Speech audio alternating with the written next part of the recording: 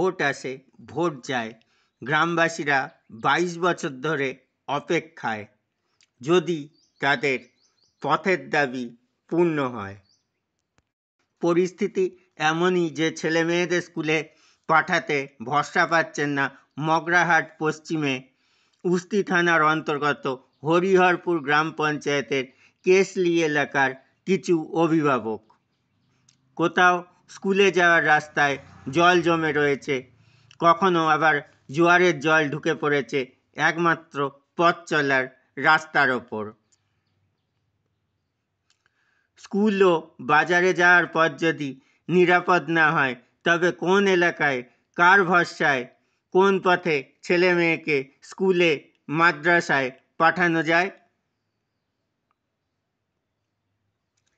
Senior মাদ্রাসা অবধি 400 ফুটের মতো পথের দাবি এই এলাকার বাসিন্দাদের দীর্ঘদিনের, প্রায় 22 বছরের।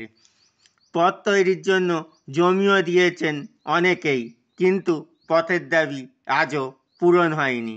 আমাদের প্রতিনিধি গ্রাউন্ড জিরো থেকে দেখাচ্ছেন সেই ছবি।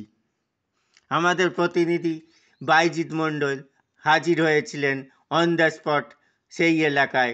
সেখান থেকে দেখুন গ্রাউন্ড জিরো এক্সক্লুসিভ রিপোর্ট।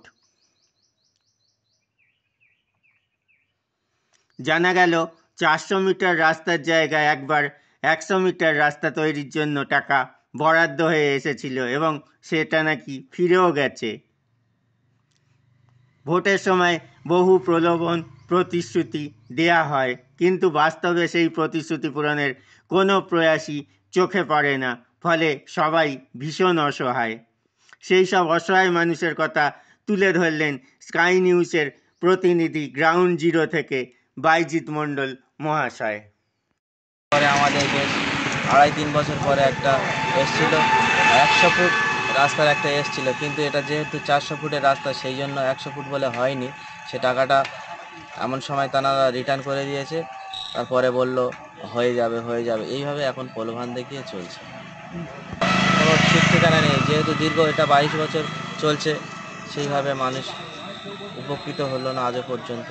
এই মেইন রোড, এলাকার মেইন রোডে এখান থেকে প্রচুর মানুষের যেখানে উপকারে কাজে আসবে, এখানে স্কুল হাসপাতাল সব এখান থেকে যাতায়াতের জন্য প্রচুর, না হলে 2-500 মানুষের সুবিধা হয়ে যাবে।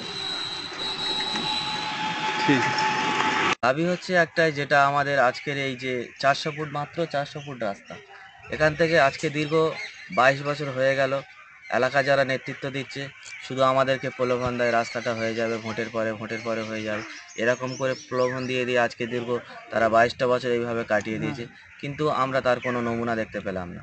অনেক জায়গায় অনেক চেষ্টা করলাম, এলাকা থেকে প্রধান থেকে সমস্ত মানুষের কাছে আমরা যাতায়াত করেছি, এ ব্যাপারে লিখিত আছে যে সমস্ত জায়গার উপর দিয়ে রাস্তাটা হবে, এই মাত্র 400 ফুটের রাস্তা, এখান থেকে প্রত্যেকটা নো অবজেকশন করা আছে, যে দুদিকের মালিক, জমির মালিকের কাছ থেকে নো অবজেকশন করা আছে, তারা কাগজ আমাদেরকে সই দিয়েছে যে তোমরা করো, তারাও আবেগ রয়েছে, কিন্তু আমাদের তো এত টাকা খরচা করার মতো অকাত নেই, কিন্তু তারা প্রত্যেকবারে আমাদেরকে প্রলোভন দেয়, ঠিক আছে হয়ে যাবে করে আজকে দীর্ঘ এত বছর কাটিয়ে দিচ্ছে।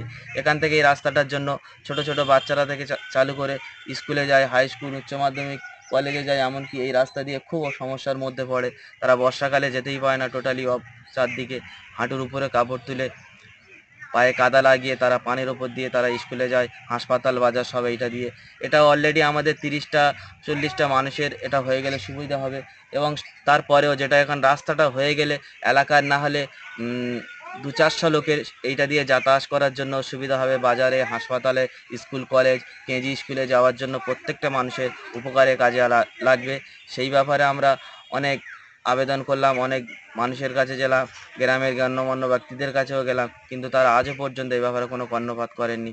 এই নিয়ে আমরা খুব বিভ্রান্তের মধ্যে আছি। মানুষের বাড়ির ভিতর দিয়ে সেখানে জঙ্গলের মধ্যে দিয়ে আমাদেরকে যেতে হয়। এই ব্যাপারে আমরা তাই সাহেবদেরকে উচ্চ আধিকারিক এটা খুব দ্রুত তাড়াতাড়ি হয়ে যায়, সেই ব্যাপারে আপনারা একটু কর্ণপাত বা দৃষ্টি আকর্ষণ করুন। নাম? আমার নাম এমডি রাকিব ইসলাম মোল্লা।